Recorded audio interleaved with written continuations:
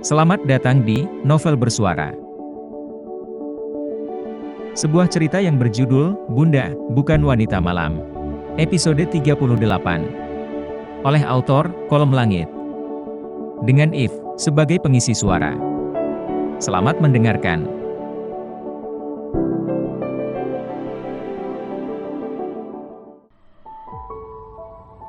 Via mundur beberapa langkah menahan ketakutannya. Ia berusaha menutup pintu dengan cepat. Namun laki-laki itu memposisikan kakinya di celah pintu dan mendorongnya kuat-kuat. Sehingga Via terhuyung ke lantai. Via pun menyeret tubuhnya mundur saat Aldi terus berjalan ke arahnya. Seringai menakutkan yang hadir di wajah laki-laki itu membuat Via semakin ketakutan. Ia terus melangkahkan kakinya mendekat, seiring dengan Via yang terus menggeser tubuhnya mundur.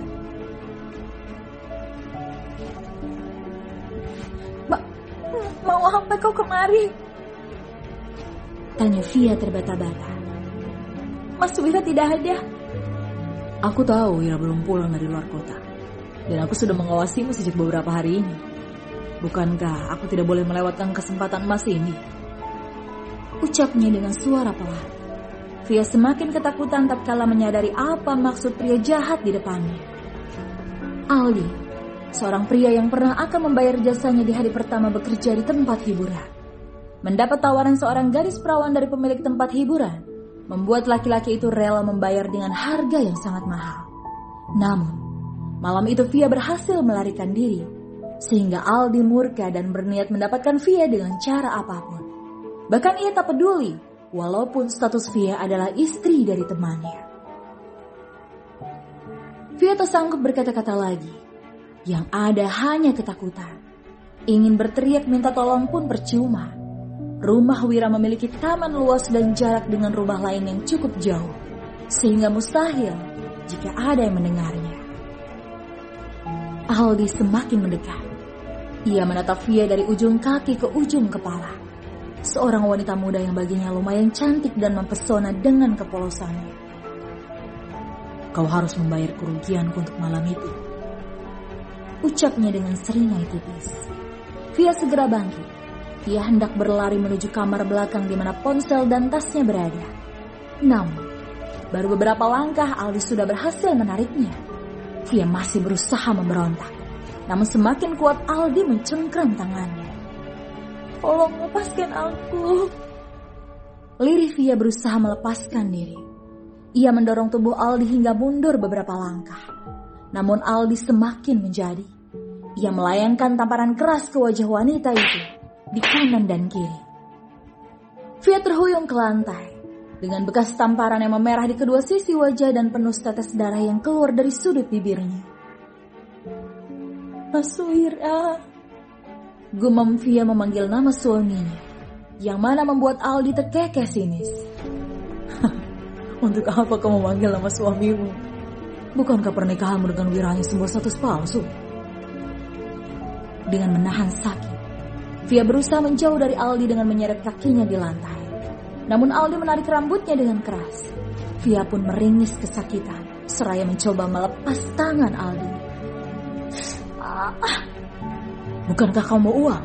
Aku bisa memberimu uang sebanyak yang kau mau. Kau hanya perlu menyenangkanku saja. Via menyahut dengan menggelengkan kepala. Terlihat jelas dari raut wajahnya yang sedang menahan rasa sakit. Mas Wira, panggilnya pelan. Ia sudah kehilangan daya untuk melawan ataupun melarikan diri. Mas Wira, tolong aku. Via mulai terisak. Ingatan wanita muda itu menerawang ke masa di mana Wira begitu membencinya.